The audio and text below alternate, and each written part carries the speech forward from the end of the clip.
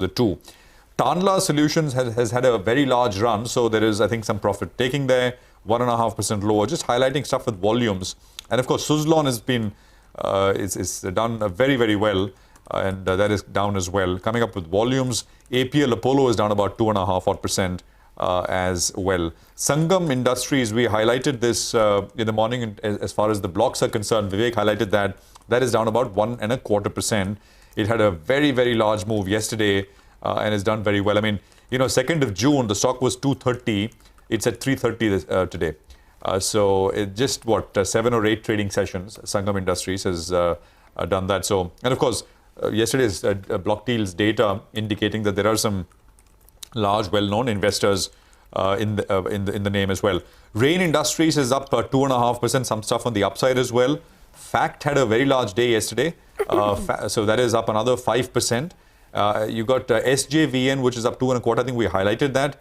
Adani Total Gas is up about 2.5%.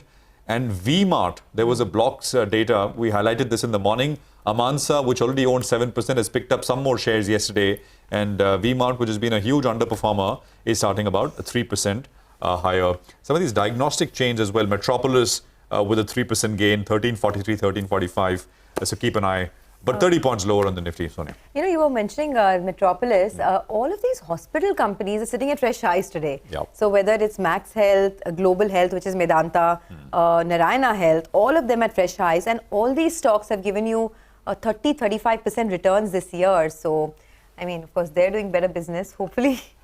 You never want to be a part of their business, but in any case, I mean, for their shareholders, always a good thing. Absolutely. And by the way, Narayana management joins us as well a little later on the program, so we'll put some of that to them. Imagica, which is of course is up about 8% or so, 52 rupees, is coming up with some volumes as well this morning. So we'll see how this goes, but right now it's absolutely flat kind of a start on the indices. We have Pankaj Tibriwal now joining us. He's Senior Executive Vice President and Fund Manager, Equity at Kotak Mahindra Asset Management Company. Pankaj, good to have you with us here. Thank you very much for your time. It's been a feverish and a frenzied move in mid-caps and small-caps. Portfolios are looking green and, I was talking to some PMS fund managers, monthly gains, at least the last two of 7, 10, early two-digit gains, monthly gains. So it's been fantastic. But what from here, Pankaj? How are things looking to you? Good morning, Prashant. Yes, absolutely, you're correct. This calendar year to date, if you look at Nifty has returned about 3.5%, whereas mid and small caps have given about 10% odd returns. And stock specific, there are many stocks which have given 30 to 40% returns. So it's been a very strong move. And there's a reason to it that the earnings on the non-BFSI space, which largely comprises of mid and small caps. And if you look at the NSE 500 companies, 421 companies on the non-BFSI space have actually delivered better than expectation. If you look at the first 9 months, they were down about 9%, mainly led by oil and gas and metal and mining. But in the last quarter, due to the margin expansion, we saw that decline getting arrested to about 2%. And if you look, and if you remove metal and mining and oil and gas, actually there was a high single-digit earnings growth for the remaining non-BFSI pack. Also important to note that markets are smarter than all of us. And time and again, we have been talking about cash flows. And when we looked at the balance sheet and cash flows of corporate India, they have done an excellent job. 245 companies of the 421 non-BFSI companies have actually improved their working capital and cash flows in FY23. And now corporate India, the NSE 500 companies, have seen their ROE move to 14%, which was in 2019 at about 10%. And so has the valuation re-rated. And just to recap, now over the last 5 years, NSE 500 companies have delivered 18% CAGR on earnings, and so has markets responded. So I think over the medium to long term, markets are slave of earnings. Going into FY24, we believe that profitability on margins could surprise us positively.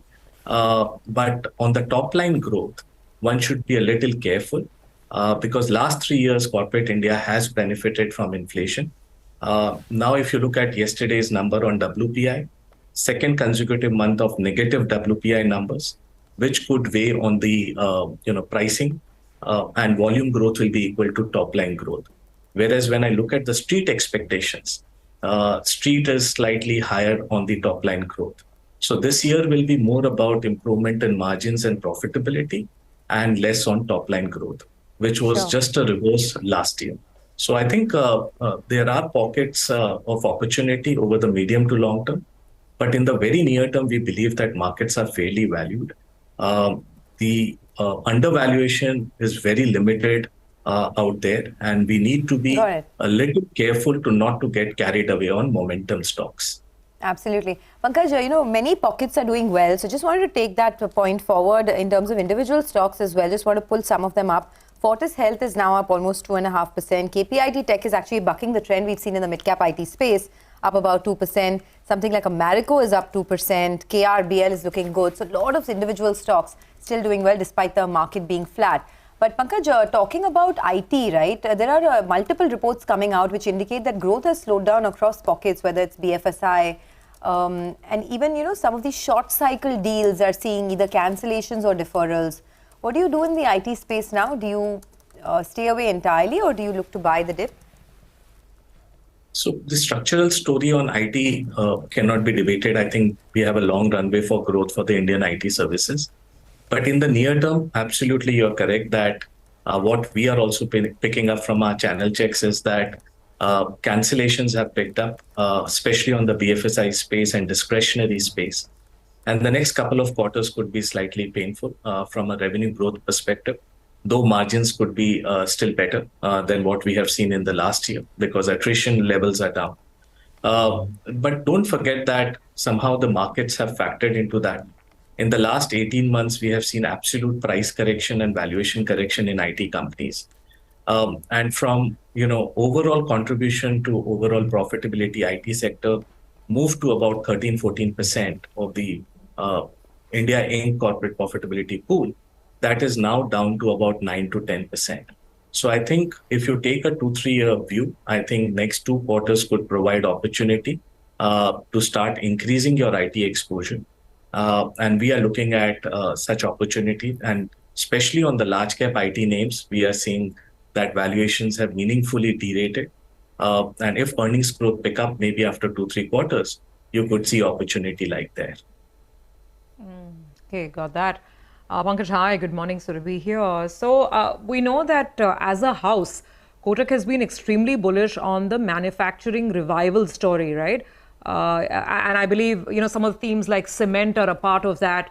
Perhaps, in the large cap space, you could look at capital goods. But I want to find out from you that when you're talking mid caps and small caps, then how do you play the manufacturing revival story beyond the ABBs and Siemens and L&Ts of the world? So structurally, we are positive on the entire revival of manufacturing, and this time it looks real. And when we analyze the previous cycles, we believe that the cycle lasts for anywhere between 5 to 8 years. In our view, we are in the second or the third year.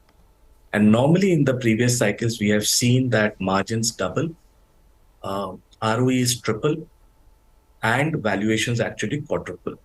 Though on headline valuations, most of the stocks are looking expensive. BSE Industrial Index has seen a sharp run up, about 42% of the last 12 months. And most of the stocks are at near all-time high. So maybe in the short term, it may take a pause. But when you look at slightly medium to long term, BSE 500 companies for the first time have touched the 7 lakh crore mark.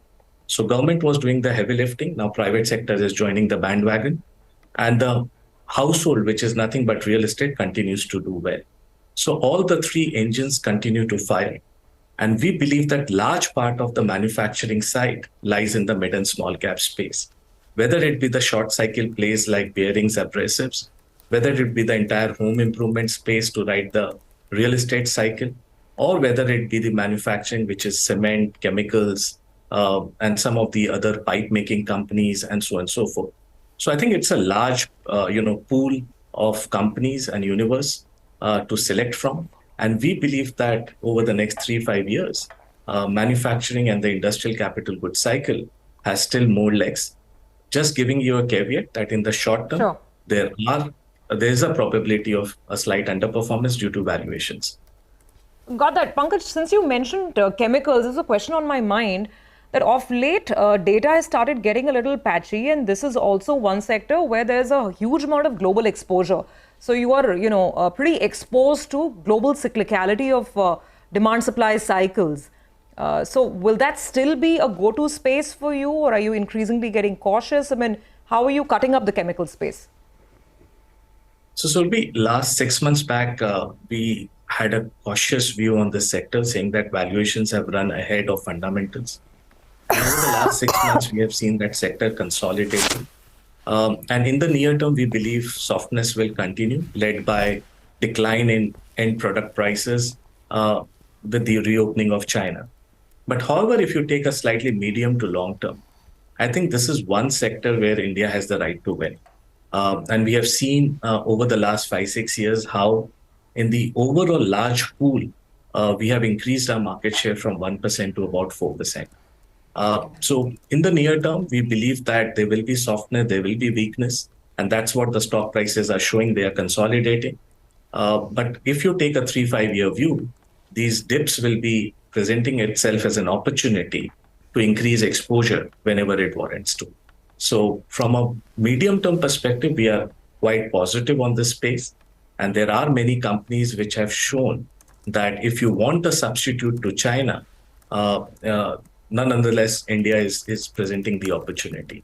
So I think one needs to, kind of adjust the time horizon, but structurally quite positive on this theme.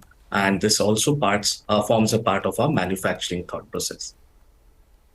The other space I wanted your thoughts on, because you started the discussion by saying that, the earnings recovery has largely been margin-led this time around, is the FMCG space, right? I mean, as we speak, names like Britannia, Nestle are all sitting at lifetime highs. And for Britannia, I was going through the earlier notes on what led to this margin improvement.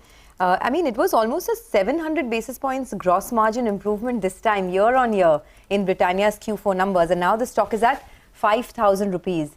Is all the good news priced in, you think, Pankaj, for names like Britannia, Nestle, or do you think there is more to go given this margin outperformance? Absolutely. We have seen a very sharp move in some of the FMCG names, and valuations are somewhere full. Though the margin expansion will continue, but I think markets have priced in already. And if you remember, Sonia, a few months back on your channel, we kind of talked about this gross margin expansion as one of the themes.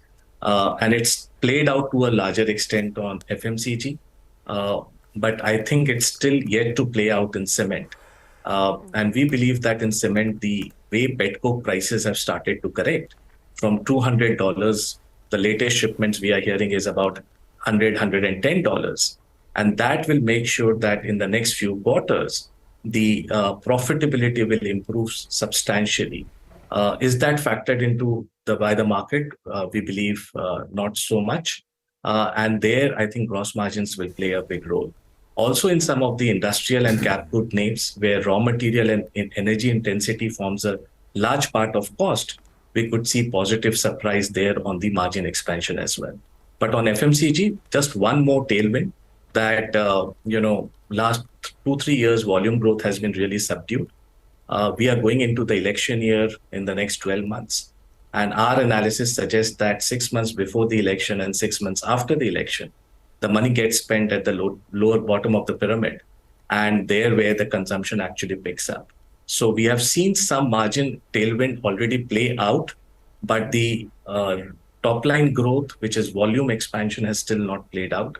And I think that could be a story for the second half of this year in FMCG. Okay. Got it. All right. Top line growth, that could be the story for the second half of the year. So more tailwinds perhaps for this sector. Thanks a lot, Pankaj, for joining in. Appreciate your thoughts as always. Well, if you're wondering what's been happening with the market, nothing at all actually. It's so quiet. The Nifty is just hanging on to 18,700 and the mid-caps are in a slightly better shape. But one space that's been buzzing is the hospital sector. According to a May 2023 Equirus healthcare tracker, there is strong interest seen in the hospital space when it comes to M&A and deal activity. In terms of deal values in the calendar year 2023 so far, investments in the hospital sector is leading the space. Sandhya J, who's the Group CFO of Narayana Health, joins us now to discuss more on this. Sandhya, thanks a lot for joining, and of course we'll talk about your business momentum as well. But first, I want to ask you, what is the reason for the sudden interest in the hospital space in India? And you folks have about 650 to 700 crores of cash lying in your books at Narayana Health. Would you be interested in participating in any of these deals? Good morning. Thank you for having me here. I think during COVID, hospitals went through a cycle where initially there was a demand choke, and then there was an overflow, and the cash flow positions of many of the hospitals significantly improved. And we also believe that COVID kind of made people far more health conscious. India is one of the most undertreated countries in the world, where people don't come, they feel that going to go for treatment is like a bad thing. So people don't do proactive checkups. People only come for a health issue when it's really very serious. So it's a very underserved market.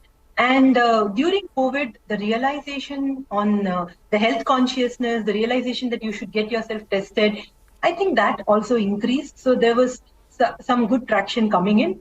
And because hospitals had a reasonable amount of cash flow, so they started investing. So if you see, every healthcare institution is talking about significant capex and investment. So I think that's why this sector is getting so much attention.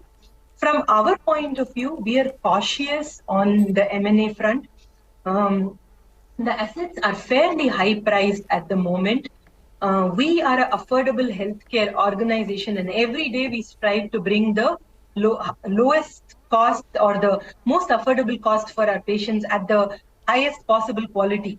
So when we have to strike that balance, we have to be careful about the choices we make in terms of our capital allocation. So therefore, while we are not averse to M&A, but we will be very careful. We won't throw money at a very high-priced asset because then we'll not do justice to the patients who walk in. We won't be able to continue to give them the kind of affordable care that we are giving them today.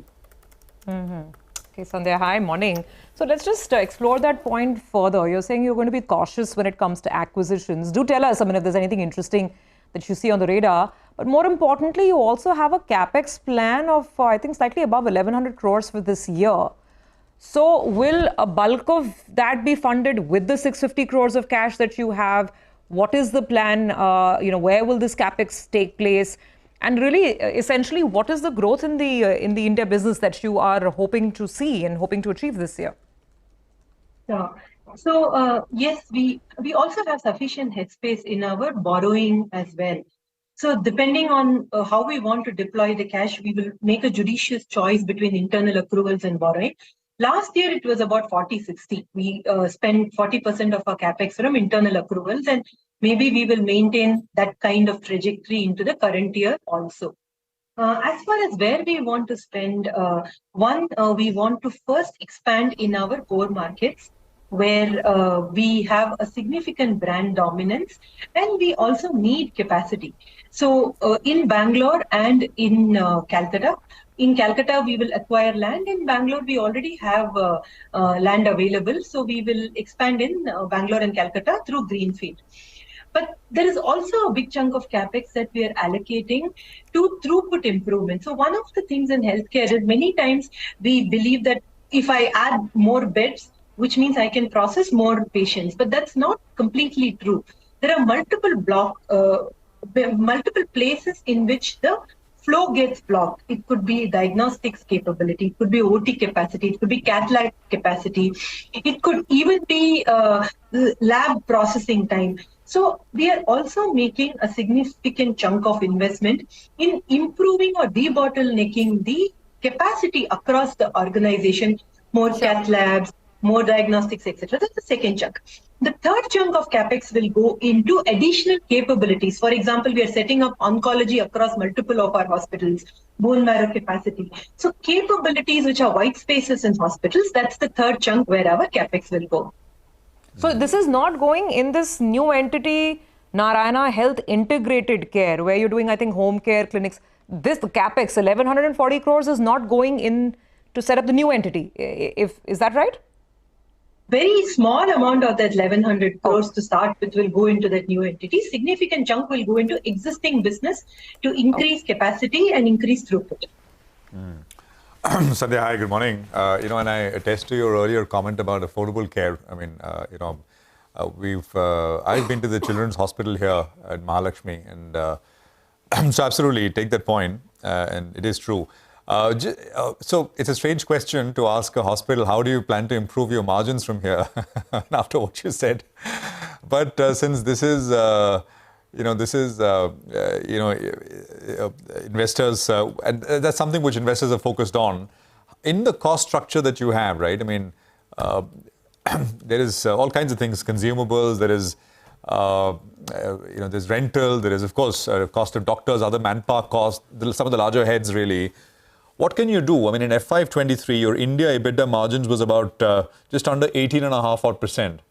Would you want to guide your viewers, your investors, how this would be in 24 and beyond? While we don't guide on margins, but I can explain how we're thinking about it. So we have not passed on the complete pressure of inflation onto prices. We've taken one of the lowest price increases, I think, in the market.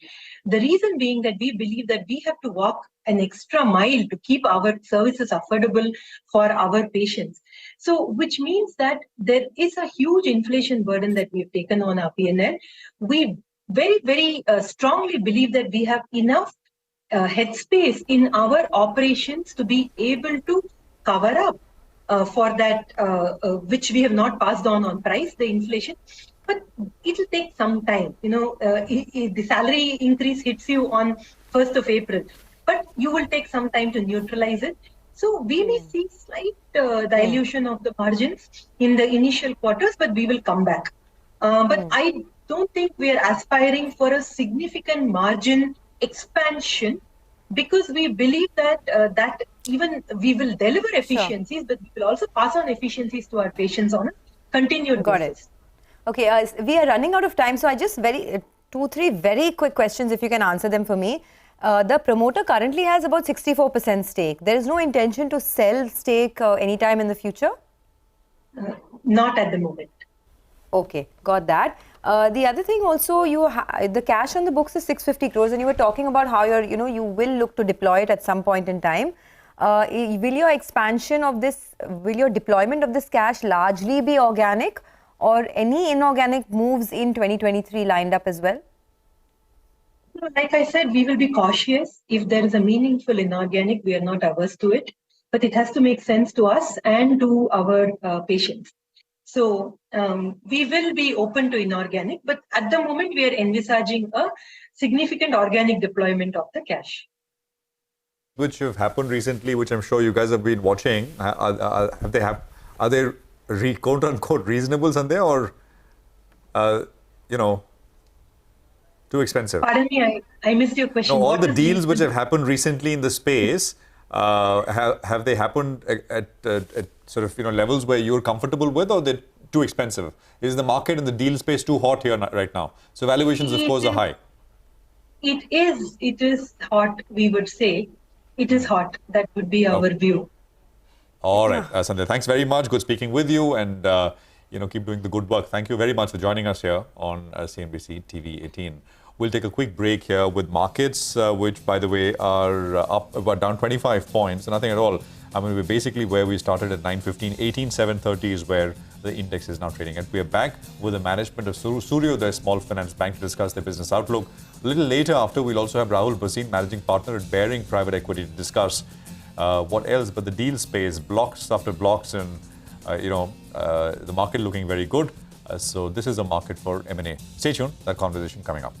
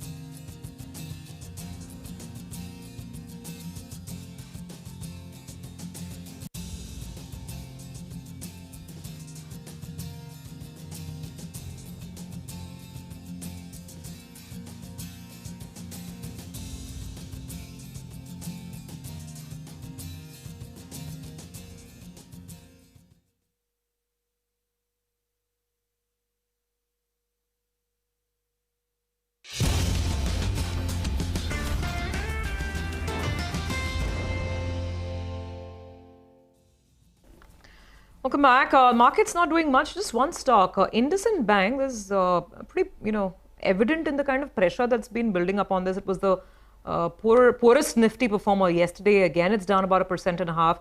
Anyway, banks are lower, but Indices is the weakest link on the Nifty, at least as of now.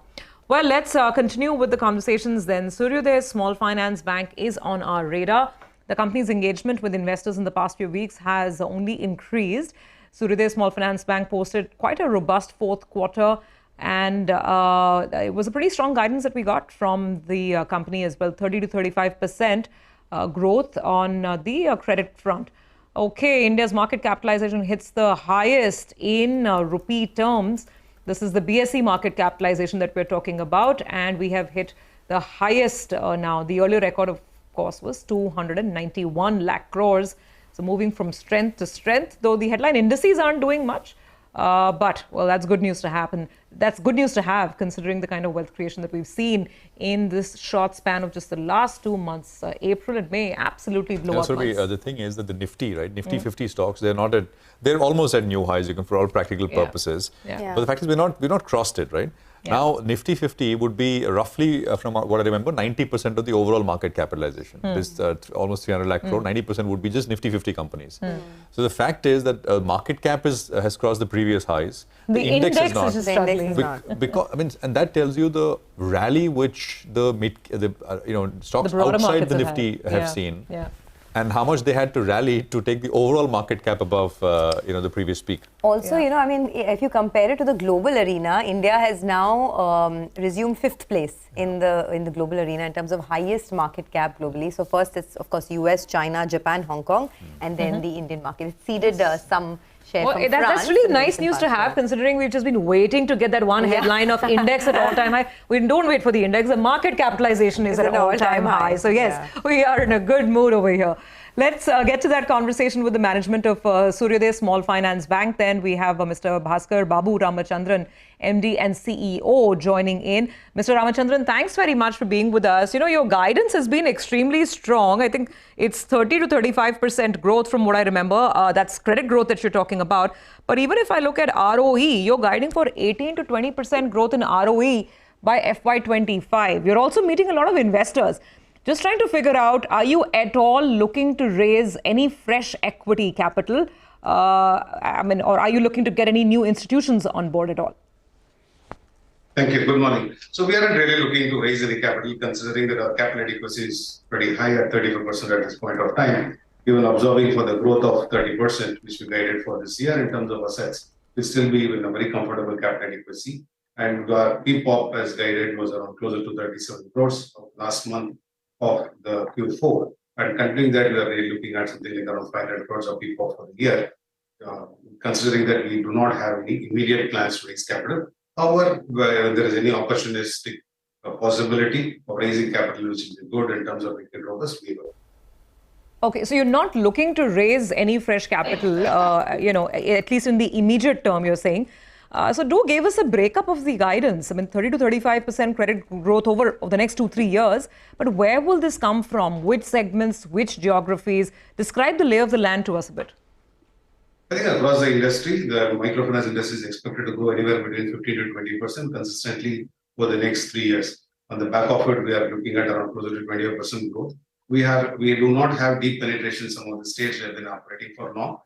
During the COVID period, we didn't really expand. So considering we will don't enter exactly, deepen some of the geographies where we are present, which include Uttar Pradesh, Rajasthan, Karnataka, Madhya Pradesh. The growth will come on back of that. Also, we are looking at graduating our JLG customers into individual loan customers. Played out pretty well last year. We currently have a 1,200 crores portfolio. The intent of that is to make sure that the customer becomes a holistic banking customer with multi-relationships, not just lending. 1,200 crore portfolio, 2 lakh customers at this point of time. We'll add another 2 lakh customers from our existing base. And we're also looking at acquiring new-to-bank customers in the cash loan product, which is a flagship product, and bundle it with a few other very critical products like PMJJY, PMSBY, to make it comprehensive offering for the customer individually first, and thereafter the household. Fairly confident that we're headed for a 25 to 30% growth over the next 3 years. This Vikas product, how is it done in the first 2 months of this quarter? Consistent as it was we do around close to 50% of our overall inclusive finance disbursement Vikas loan. We do not want to accelerate much more than that. It will be a slow process, but currently we are acquiring around closer to 25,000 customers in that. So on that basis, we are likely to end up with closer to 4 lakh customers at the end of this financial year. What is the AUM at the end of May in this product? So, as of March, it was 1,200. Likely that it will be closer to around 2,000 crores at the end of this year. Okay. Mr. Babu, I wanted also your thoughts on how your business mix is expected to change over the next few years. So, just for the benefit of our viewers, over 60% of your business comes from MFI loans, followed by, of course, CV loans, small portion of it from there, then a small portion from housing loans as well, about 10% or so.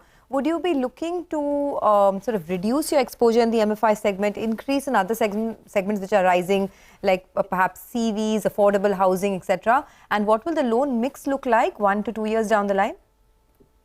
The growth in the non-MFI business, which includes affordable home loan, secured business loan, commercial vehicle predominantly, will be a little higher than the microfinance portfolio. So, with readjustment, we are not slowing down growth in the inclusive finance segment, but however, the growth within that would come in from Vikas loans. And we are covering majority of the Vikas loan under credit guarantee scheme called CGFMU, which makes it, if not fully secured, quasi-secured for taking care of the one-off events which happens in the industry once in 4 or 5 years. There is an event which creates a credit loss of closer to 7 to 10% on the industry level. So we want to protect that. We are investing in that. I would call it rather than a cost. This year we'll cover closer to around 80% of our inclusive finance portfolio under the credit guarantee scheme. So the ratio will be 55-45. We are fairly comfortable. In a couple of years' time, it is likely to be 50-50, and will continue to be a solid financial inclusion player. So, which means that inclusive finance will contribute around 50%. Majority of it will continue to be business loan and secured in nature, but covered by the credit guarantee. So, in these pockets like affordable housing and commercial vehicles, since you are planning to scale that up as a portion of your overall business, can you help us with what the growth rates could be over there, both in affordable as well as commercial vehicle? Both of this at the AUM level, given that they are long annuity products, would be closer to around 40% in both of this, both in affordable loan, secure business loan, and commercial vehicles. Okay. Mr. Ramachandran, want to speak about margins a bit as well, because I think in the fourth quarter you were at a pretty robust level of 10% plus. I think it was 10.4, if I have the right numbers. So now what happens from here on? Because there's a general expectation that this is the peak of margins and we'll see margins cool off. So give us your view on that. And obviously, when we talk margins, we also have to discuss your cost of funds and then therefore your deposit franchise. How much are you looking to grow deposits to fund the kind of growth that you outlined earlier? Deposit growth, considering that the base is not very large, would be around closer to 35-40%. The focus on that always for us has been in terms of granular deposit. 80% of the deposits are less than 50 lakhs in terms of relationship value. Likely that it will be in the same range or inch a little more. So we are focused on that, and the growth hence would be around closer to 40% for this financial year. And so what would the credit deposit ratio be, sir? Just to understand, what is your credit deposit ratio now, and where do you hope to take it to? It's around closer to 115%. It will go to around less than 110 during this financial year, and the intent is to take it to 100% by FY25. However, the gap between these is funded not by any short-term loans or other borrowings. They're all funded only by refinance from NABARD, SIDBI, Mudra at this point of time. Okay, we'll leave it at that. Mr. Basu, thanks a lot for joining in. Mr. Babu, sorry, thanks for joining in, and I appreciate your thoughts to talk about the FY24 outlook. By the way, the market may be flat, but there is so much action beneath the surface. Don't lose sight of that. Some of these fertilizer stocks are starting to move in a big way. FACT is up almost about 8%. Hospital stocks are just on fire. I mean, okay, I don't want to say that actually. Doing very well. Let's put it that way. Something like a Poly Medicure is also up almost about 6.5%, doing well there. Britannia is at a fresh high, so lots happening in that space. Absolutely. And, activity is, can't complain at all. Broader markets, that is. Now, Rahul Bhasin is joining us now, managing partner at Bearing Private Equity. He's with us to talk about what he's seeing. The market is very perceptive of larger trends, themes, and of course, some of it, makes it into the portfolio at Bearings as well. Rahul, it's a pleasure. Great to have you with us here. Thanks very much for your time. My pleasure entirely. Do you have a view of on market levels, Rahul? Let's just get that out of the way. In terms of whether we're too expensive or are we fairly valued. We had a mutual fund manager who was saying that near term there are very few pockets of undervaluation left now. We had Prashant Jain of ex-HDFC yesterday who said something very similar. So I just wanted to get that out of the way. Any thoughts? Yes, I mean, that's probably true. I think the markets have become a lot more efficient now than they used to be. I mean, historically, today almost, if you look at the financial savings of the country, almost 7% is going into mutual funds now. People who are used to a scenario where 1.5% was going into mutual funds are used to a scenario that no matter which market you always had some pockets of undervaluation or mispricing given the current interest rates. I think the game has changed a little bit, and I think that we've got to anticipate what the discounting rates are going to be and what the structure of the market is going to be at least 18 or 24 months out, and then look at where valuations stand.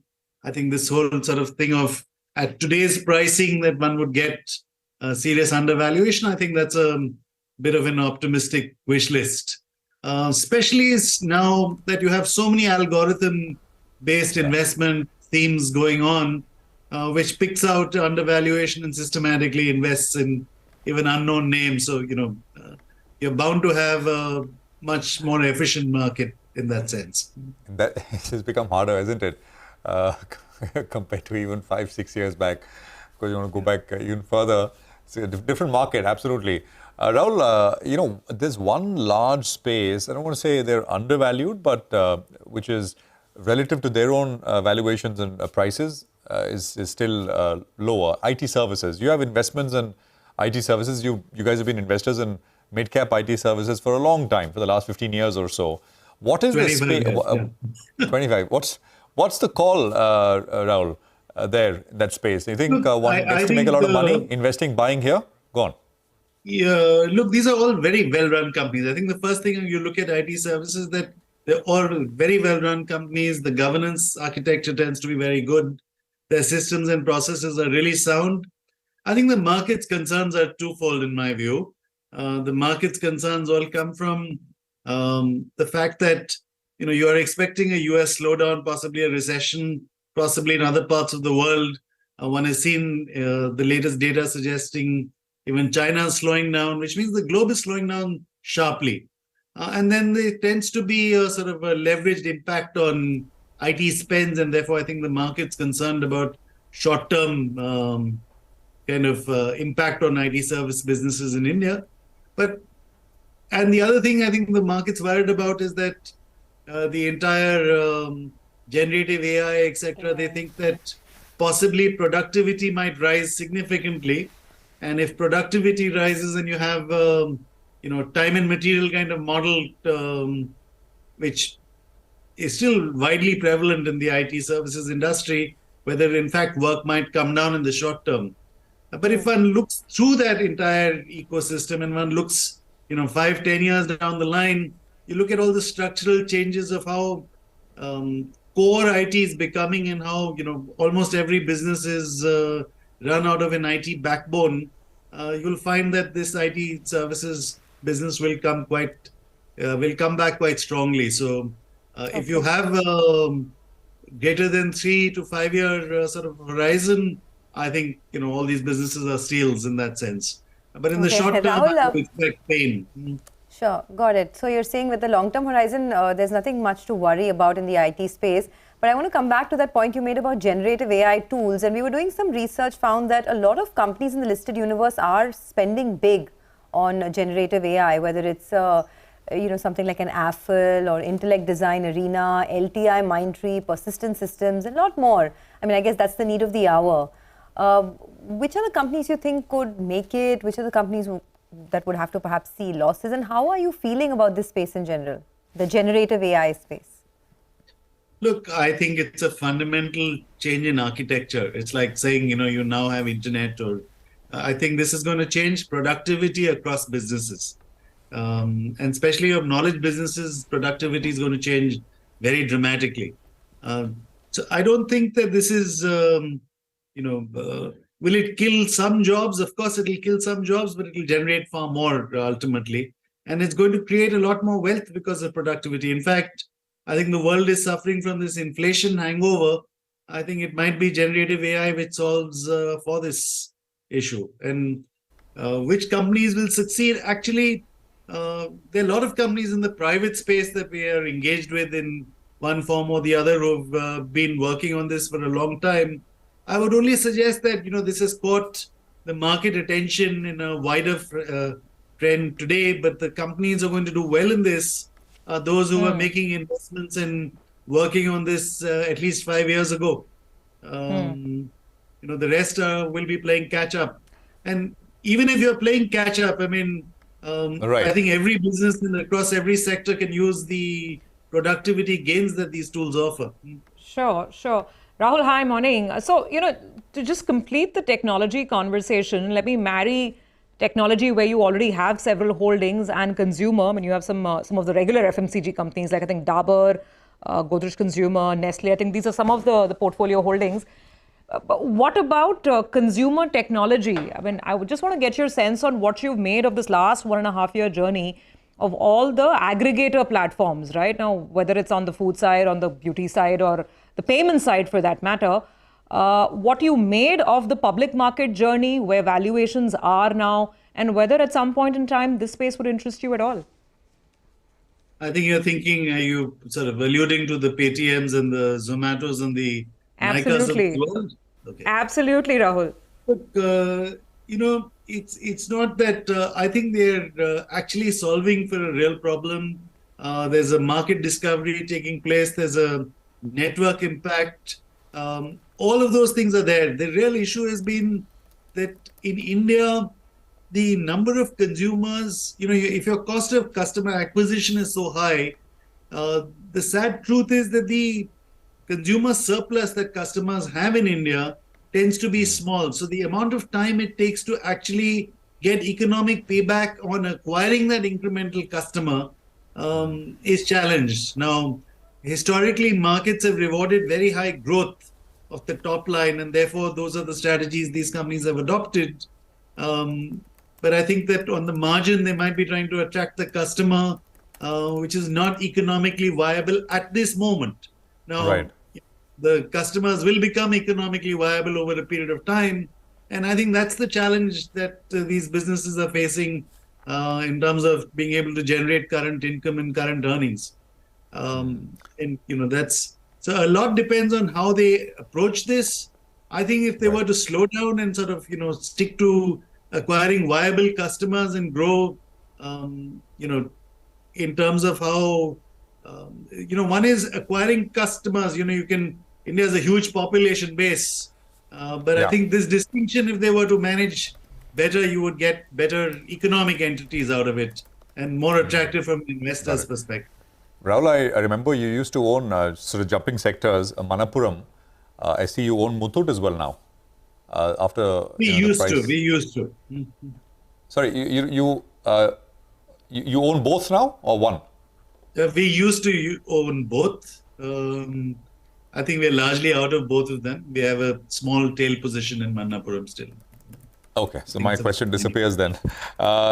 These, in terms of the capacity, capex kind of sectors, I think you still own a couple of contractors? We had a company called TD Power for many years. We've just recently divested it, but I think we think the capex cycle. Anything in this space, manufacturing space, and it's very vast. But anything you own there? PG Electroplast, which is a company which is you can think of it. I think from the market's perspective, you can think of it as Amber sort of clone, but growing 4 times as fast as Amber. All right. I think, we could have gone on for a bit more. We got more questions, but no time. So Rahul, we'll request you to come back soon and talk to us. This was just getting interesting. PG Electroplast is a stock Rahul was talking about from that space, but I'm sure there are more. Rahul, thank you very much for joining us and talking to us about what you like and how you're thinking about markets overall. We'll take a break here. Mitesh Thakkar will be with us with more on the other side. We take stock of markets and fresh trade. Stay tuned.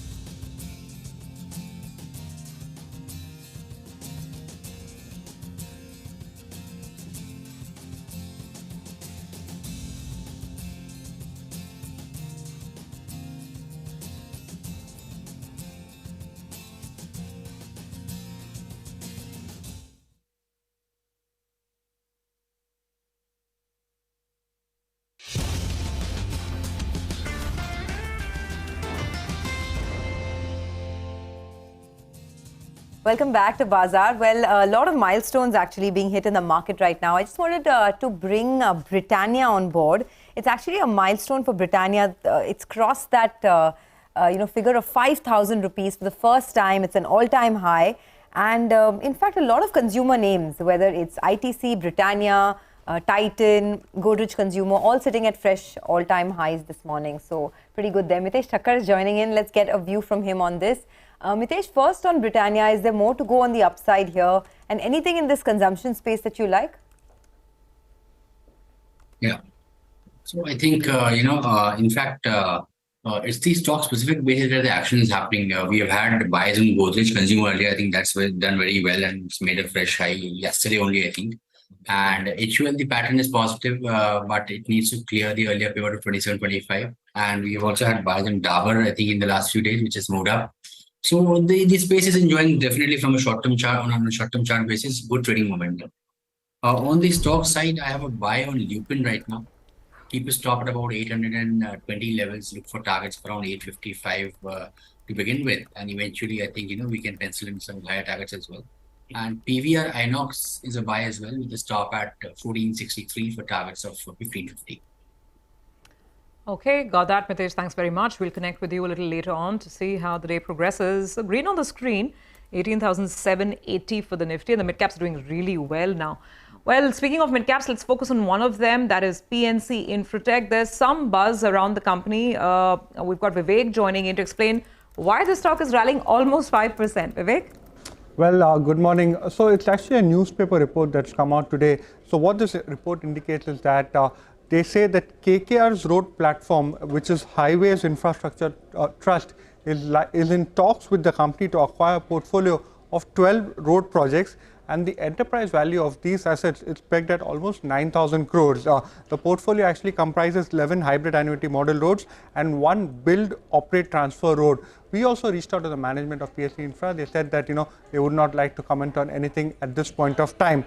IIFL has come out with a note on this particular news report that's come out. What they're saying is that the enterprise value of the deal is pegged at 9,000 crores.